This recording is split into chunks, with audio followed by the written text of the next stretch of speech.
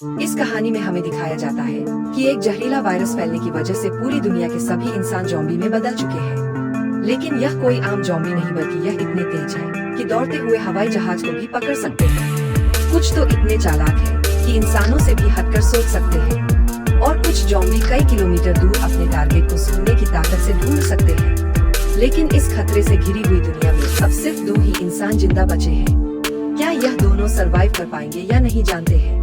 आज की इस वीडियो में कहानी की शुरुआत में हम एक लड़के को देखते हैं जो अपने कमरे में बैठकर टीवी पर कार्टून देख रहा होता है कि तभी अचानक टीवी का सिग्नल चला जाता है और स्क्रीन पर एक इमरजेंसी रिपोर्ट आने लगती है। यह खबर उस लड़के की मुस्कुराहट छीन लेती है। टीवी में बताया जाता है कि दुनिया भर में एक बहुत ही जहरीला वायरस फैल गया है, जिससे इन्फेक्टेड लोग कुछ मिनटों के अंदर भयानक ज़ॉम्बी जैसे बन जाते हैं। यह वायरस बहुत तेजी से फैलता है और पूरी दुनिया इस वायरस की चपेट में आ चुकी है। टीवी में बताया जाता है कि जो भी यह खबर सुन रहा है वह जल्दी से खुद के लिए कोई सेफ जगह देख ले। लड़का यह सब देख ही रहा होता है कि अचानक ऊपर के कमरे से अजीब तरह की आवाज आती है। वह आवाज सुनकर लड़के के गले में सांसें अटक जाती है। लड़का धीरे धीरे ऊपर जाकर देखता है तो पता चलता है कि यह उसकी बड़ी बहन का मजाक था। उसके बाद यह दोनों लड़के अपनी माँ के कमरे की तरफ जाते हैं और वहाँ जाकर यह देखते हैं कि उनकी माँ बहुत परेशान है।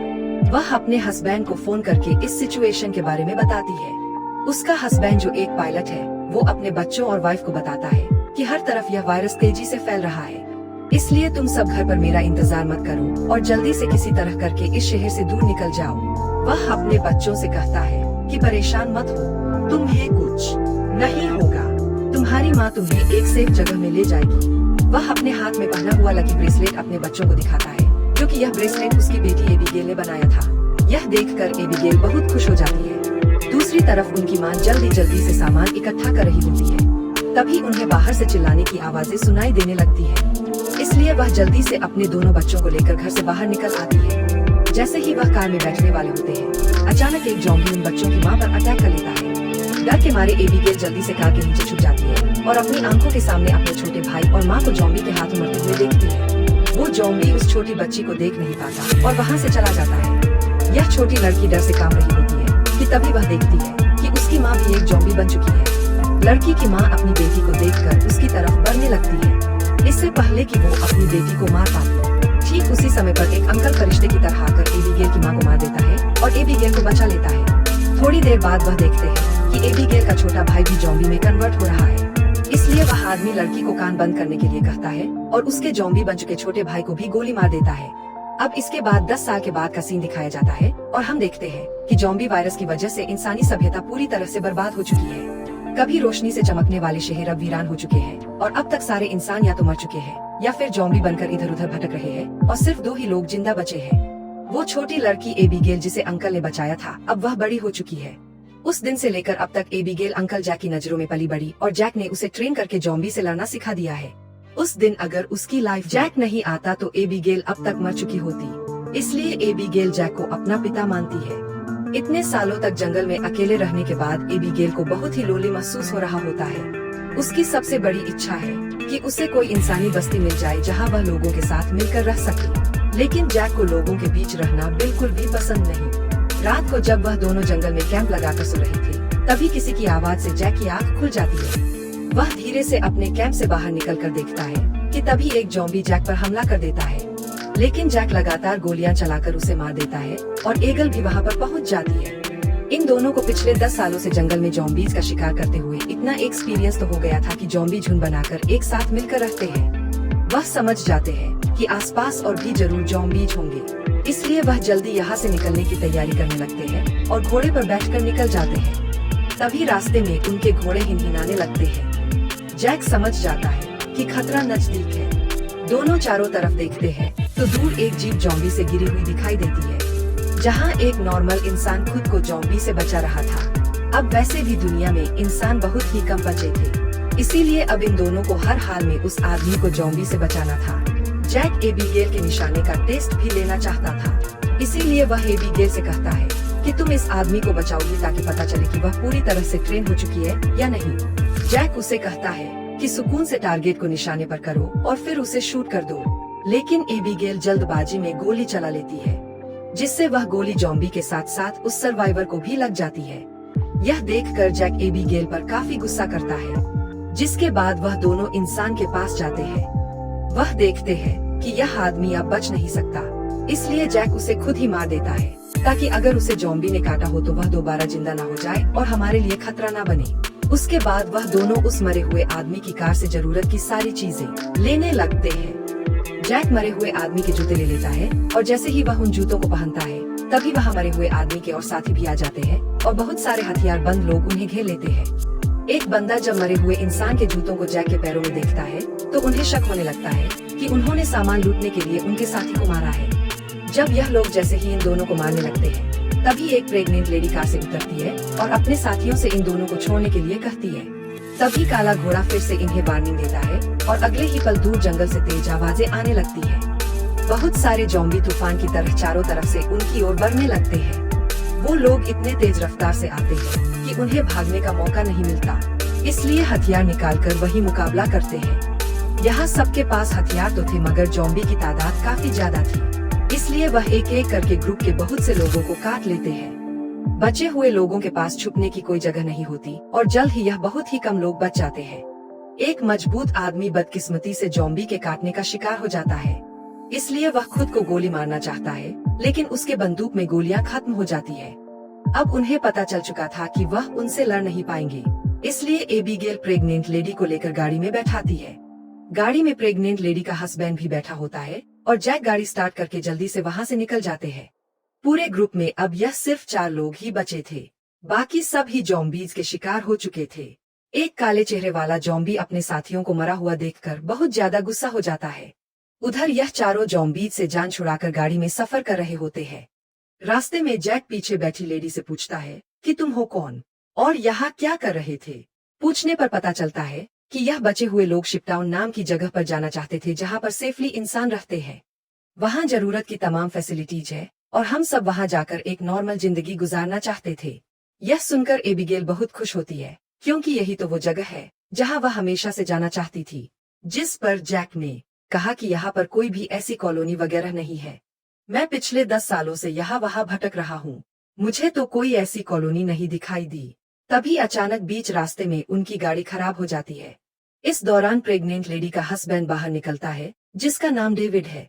वह उनसे कहता है कि मैं एक मैकेनिक हूँ और मैं इसे ठीक कर सकता हूँ, लेकिन औजार न होने की वजह से गाड़ी ठीक नहीं हो पाती।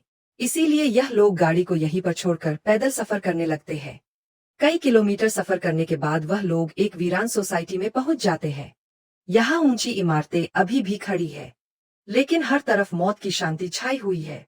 यह लोग सबसे पहले इस जगह की अच्छी तरह से जांच भी करते हैं। जब उन्हें कोई खतरा महसूस नहीं होता तो यह लोग रात यहाँ गुजारने का फैसला करते हैं। रात को वह लोग आग जलाकर खाना पकाते हैं। एबिगेल शिपटाउन नाम के उस जगह पर जाने के लिए बहुत बेताब थी। वह उस प्रेग्नेंट औरत से उस जगह के बारे में बातचीत करने लगती है। प्रेग्नेंट औरत उसे बताती है कि हमारा पहले से उस शिपटाउन में रहने वाले लोगों के साथ रेडियो पर कांटेक्ट हो चुका है। वह एक बहुत ही खूबसूरत जगह है जहां हम आजादी से रह सकते हैं। यह बातें सुनकर एबिगेल की आंखों में चमक उठी।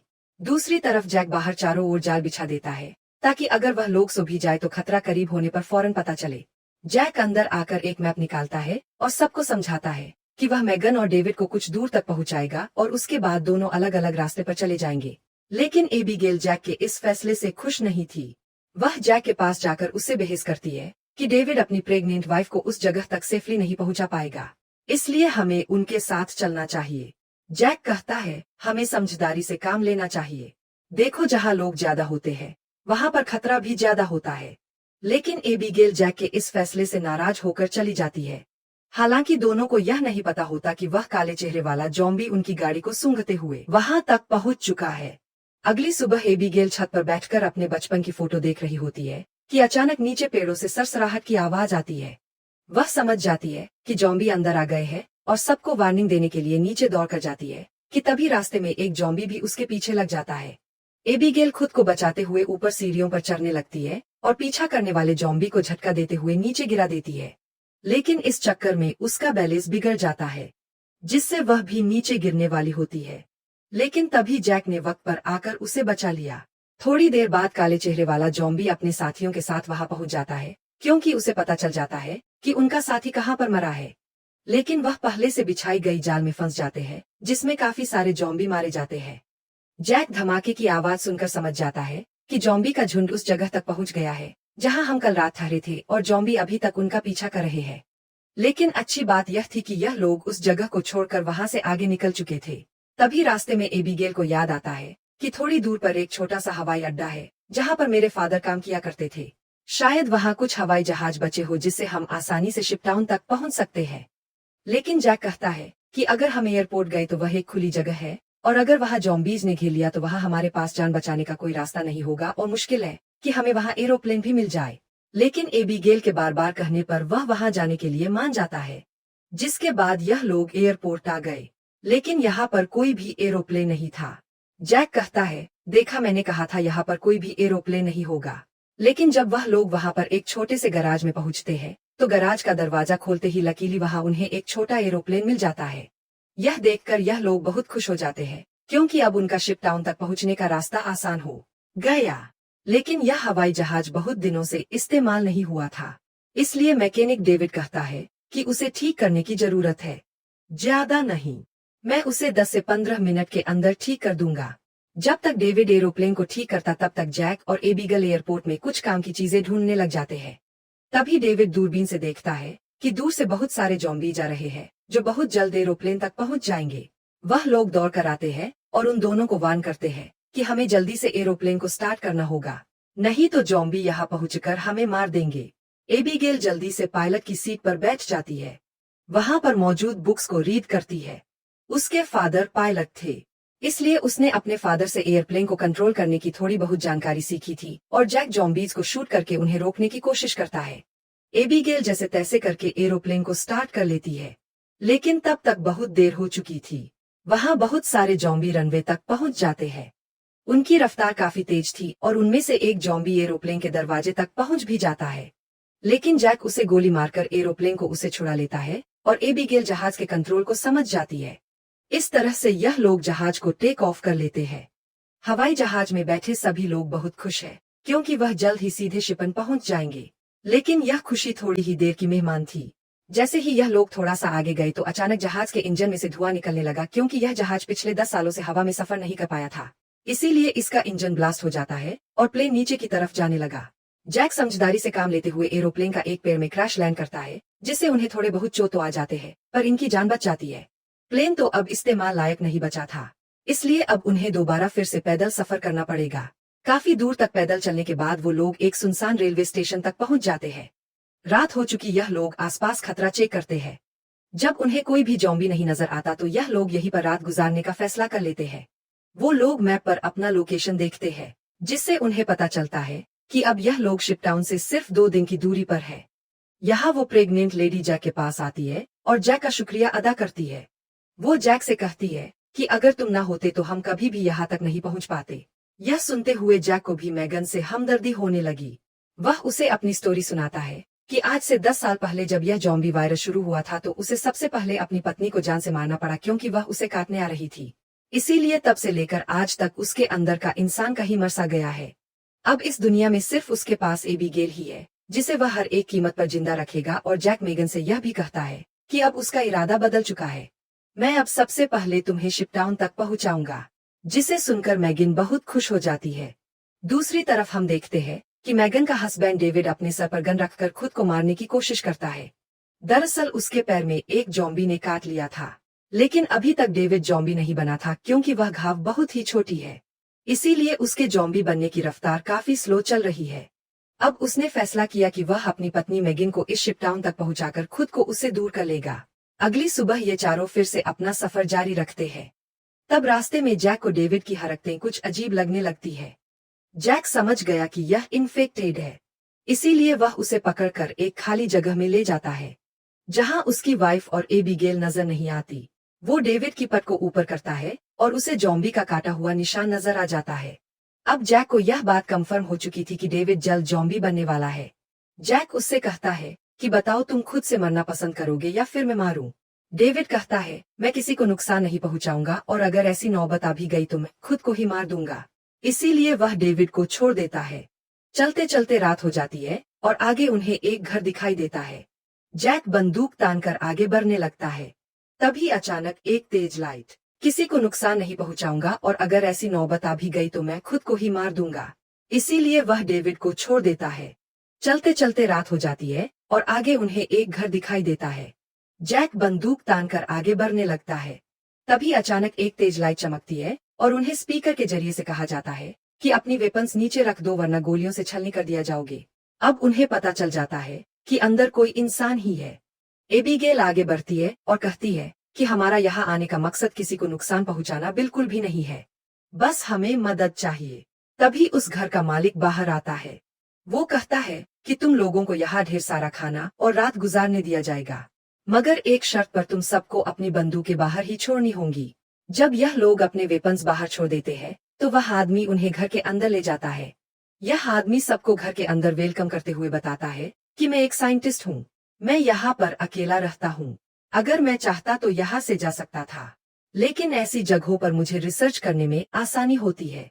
यहाँ वो इन सबको बहुत अच्छा खाना देता है, जिसे वो सब देखकर हैरान रह जाते हैं, क्योंकि ऐसा खाना उन्होंने काफी लंबे अरसे से नहीं खाया था। वो लोग खाने पर टूट पड़ते हैं। खाना खाने के बाद वह साइंटिस्ट इन लोगों के लिए ड्रिंक्स भी लाता है। वह सब बहुत खुश थे क्योंकि इतने दिनों बाद सबको आराम से बैठकर बातें करने का मौका मिलता है। लेकिन साइंटिस्ट की बातें सुनते हुए उन्हें कुछ अजीब लगता है। साइंटिस्ट कहता है कि देखो, यह जो वायरस फैला है वैसे तो यह बहुत बुरी चीज है, लेकिन दूसरी तरफ इससे इंसान अपग्रेड भी हुए हैं। जैसे कि कमजोर इंसान खत्म हो जाएंगे और जो ताकतवर होगा वह जॉम्बी बनकर जिंदा रहेगा। वो कहता है कि जॉम्बी सिर्फ खाने के लिए जीते हैं, न कि तरक्की के लिए। इसलिए जॉम्बीज को दुनिया पर राज करना चाहिए। यह सुनकर उन चारों को बहुत ही अजीब लगने लगता है। तभी डेविड को अपनी तबीयत ज्यादा खराब लगती है और वह बाथरूम में जाता है। बाथरूम जाकर वह शीशे में देखता है कि उसके बॉडी में वायरस पूरी तरह से फैल चुका होता है। जब डेविड वापस हॉल में आता है तो देखता है कि जैक और बाकी लोग बेहोश पड़े हैं। दरअसल साइंटिस्ट ने शराब में बेहोशी की दवा मिला दी थी। यह देखकर डेविड साइंटिस्ट पर हमला करने लगता है कि तभी साइंटिस्ट अपने हाथ में पकड़े हुए एक डिवाइस का बटन दबा देता है। डेविड को अचानक बहुत कमजोरी महसूस होती है और वो जमीन पर गिर जाता है। साइंटिस्ट कहता है कि इस डिवाइस को मैंने सालों की मेहनत के बाद बनाया है, जिससे मैं दुनिया के किसी भी कोने में जा सकता हूँ और इस डिवाइस की मदद से जॉम्बी मेरा कुछ भी नहीं बिगाड़ सकते। साइंटिस्ट ने एक ऐसा डिवाइस बना लिया था जिससे वह जॉम्बीज को कंट्रोल कर सकता था, यानी कि अब वह पूरी दुनिया का राजा बनकर सबको अपने इशारों पर नचवाएगा। उसके बाद डेविड बेहोश हो जाता है और जब डेविड को दोबारा होश आता है तो वह देखता है कि उसे और उसके साथियों को बांध दिया गया है और अब साइंटिस्ट उन चारों पर एक्सपेरिमेंट करने वाला है। यह सब करने के बाद साइंटिस्ट कहता है कि क्या तुम लोग मेरी वाइफ से मिलना चाहोगे। उसके बाद हम साइंटिस्ट की वाइफ को देखते हैं, जो कि एक जॉम्बी थी और साइंटिस्ट ने उसे पिंजरे में बंद कर रखा था और वो इंसानों को पकड़कर उसे खिलाता था। यह डिवाइस भी साइंटिस्ट ने अपनी बीवी पर एक्सपेरिमेंट करके बनाई थी। साइंटिस्ट जब पिंजरे का दरवाजा खोलता है तो उसकी वाइफ सबसे पहले उसी पर अटैक करने लगती है, लेकिन साइंटिस्ट उसे कंट्रोल करके उन चारों की तरफ भेज देता है। वह जैक पर हमला कर देती है, लेकिन वह उसे लात मारकर पीछे धकेल देता है। लेकिन तभी डेविड वायरस की ताकत से रस्सी तोड़ देता है और अपने बाकी साथियों को भी छुड़ा देता है। घर का मालिक खतरा भांप कर तुरंत भाग जाता है। उसके बाद वह चारों भी अपना सामान लेकर जल्दी से बाहर निकल आते हैं। लकीली बाहर उन्हें साइंटिस्ट की गाड़ी मिलती है और यह चारों उसी में बैठकर जंगल की तरफ निकल जाते हैं। लेकिन साइंटिस्ट हार नहीं मानने वाला था। वो अपने डिवाइस के जरिए जॉम्बी के झुंड को कंट्रोल करके उनका पीछा करवाता है। जैक गाड़ी की स्पीड को बढ़ाकर जॉम्बीज को काफी पीछे छोड़ देता है, लेकिन आगे का रास्ता बंद था। अब उनके पास पैदल जाने के अलावा और कोई चारा नहीं है। थोड़ा सा आगे पैदल चलने के बाद जॉम्बी दोबारा उन तक पहुंच जाते हैं। डेविड जान जाता है कि उसके पास ज्यादा वक्त नहीं है, वह कुछ ही देर बाद जॉम्बी बन जाएगा।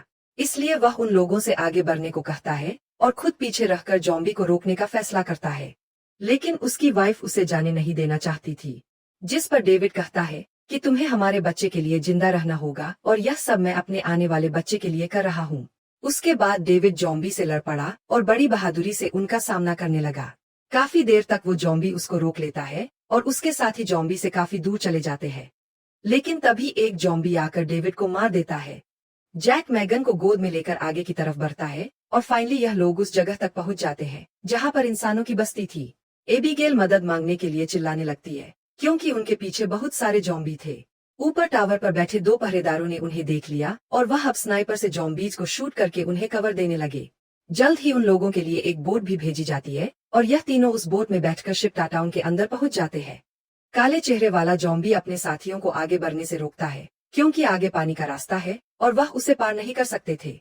दूसरी तरफ मैगन की डिलीवरी होने वाली थी और उसे तुरंत इलाज की जरूरत थी।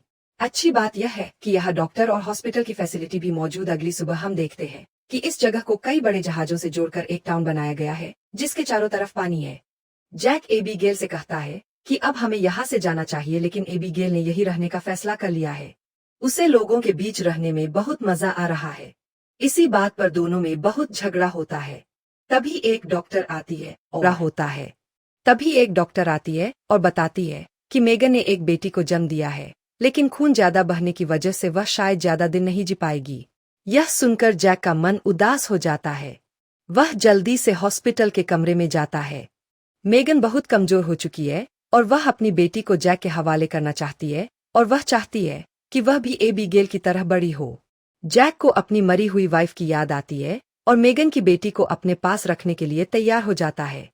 इधर एबीगेल एक हैंडसम लड़के के साथ एंजॉय कर रही होती है। उसने कभी सोचा भी नहीं था कि इतने सारे लोग एक साथ बैठकर शराब पी सकते हैं और खूबसूरत संगीत पर जमकर नाच गा सकते हैं। इसलिए उसका यही रुकने का इरादा और भी पक्का हो जाता है। थोड़ी देर बाद एबीगेल उस हैंडसम लड़के को चुपके से एक कैबिन में जाते हुए देख लेती है। उसे देखकर वह भी अंदर चली जाती है। वहां पहुंचकर वह देखती है कि यह कैबिन पूरी तरह से तारों और बमों से भरा हुआ है। वहां एक वायरलेस स्विच भी लटका हुआ होता है। जैसे ही वह उस स्विच को टच करती है, तभी वह लड़का भाग कर आता है और बताता है कि उन्होंने शिप टाउन के नीचे बम लगाए हैं। अगर कभी यह जगह खतरे में पड़ती है तो लोग उस रास्ते से भाग जाएंगे और बाहर से इस जगह को उड़ा देंगे। लेकिन दोनों को बिल्कुल भी अंदाजा नहीं होता कि यह दिन इतनी जल्दी आ जाएगा। वह साइंटिस्ट गुस्से में वहां तक भी पहुंच जाता है। वह देखता है कि इन लोगों ने बहुत सारे ज़ॉम्बीज़ को मार दिया है, जिनके सहारे वह इस दुनिया पर राज करना चाहता है। वह अपने कंट्रोल डिवाइस के जरिए उस काले चेहरे वाले ज़ॉम्बी राजा को अपने कंट्रोल में कर लेता है। साइंटिस्ट की मदद मिलने के बाद शिप टाउन के नीचे का पानी अब उन्हें नहीं बचा सकता था। बहुत सारे ज़ॉम्बी पानी के नीचे से उन शिप्स पर पहुंच जाते हैं और लोगों पर अचानक अटैक कर लेते हैं, जिनमें से बहुत से लोग मारे जाते हैं। लोगों के बीच हलचल मच जाती है। इधर जैक को भी इस बात का पता चल जाता है कि ज़ॉम्बीज़ ने अटैक कर लिया है। जैक को एबीगेल की चिंता होने लगती है और वह उसे ढूंढने लग जाता है। वह ज़ॉम्बीज़ को मारते हुए आगे बढ़ता है और आखिरकार वह एबीगेल को ढूंढ लेता है। दूसरी तरफ सन की साइंटिस्ट भी शिप पर पहुंच जाता है और एबीगेल को पंच मारकर नीचे गिरा देता है। यह देखकर जैक गुस्से में आकर साइंटिस्ट की तरफ दौड़ने लगता है कि तभी एक ज़ॉम्बी बीच में आकर उसे धक्का देकर नीचे टैंक में फेंक देता है और वहां वह साइंटिस्ट भी पहुंच जाता है और जैक से बदला लेना चाहता है। वह जैक को लात मारकर गिरा देता है, लेकिन जैक को पता था कि साइंटिस्ट से लड़ना फजूल है। इसीलिए वह साइंटिस्ट पर हमला करके उसके हाथ में लगे डिवाइस को दीवार से मारकर तोड़ देता है। अब साइंटिस्ट के पास ज़ॉम्बीज़ को कंट्रोल करने की पावर नहीं रही, जिसके बाद बूढ़ा साइंटिस्ट जल्द ही ज़ॉम्बी का शिकार बन जाता है। अच्छी बात यह थी कि इस कैंप में बहुत सारे बचे हुए लोग सुरंग के रास्ते नदी के दूसरे किनारे पर पहुंच जाते हैं। जब वह बम चालू करने वाले होते हैं तो वह हैंडसम लड़का बटन नहीं दबाता क्योंकि एबीगेल अभी भी शिप पर है। अब जैक और एबीगेल बाहर की तरफ भागने लगते हैं, लेकिन पीछे से ज़ॉम्बी राजा एबीगेल को पकड़ लेता है। तभी जैक तेजी से उस ज़ॉम्बी को लकड़ी से सर पर मार देता है, जिससे वह पीछे गिर जाता है। अचानक एबीगेल की नज़र गलती से उस ज़ॉम्बी राजा के हाथ में बंधे ब्रेसलेट पर पड़ती है। यह वही ब्रेसलेट था जो उसने बचपन में अपने हाथों से अपने पिता के लिए बनाया था। वह समझ जाती है कि यह ज़ॉम्बी उसके पिता है, लेकिन अब वह इंसान नहीं बल्कि ज़ॉम्बी बन चुका था। यहाँ पर जैक उसे हाथ से पकड़कर जबरदस्ती खींचकर भागने को कहता है।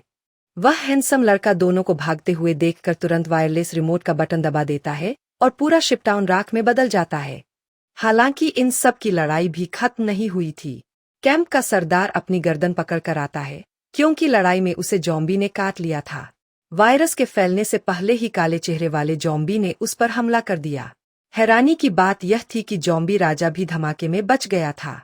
जैक तुरंत दौड़कर उस ज़ॉम्बी राजा से लड़ने लग जाता है, लेकिन जैक ज़ॉम्बी राजा के सामने कमजोर पड़ रहा था।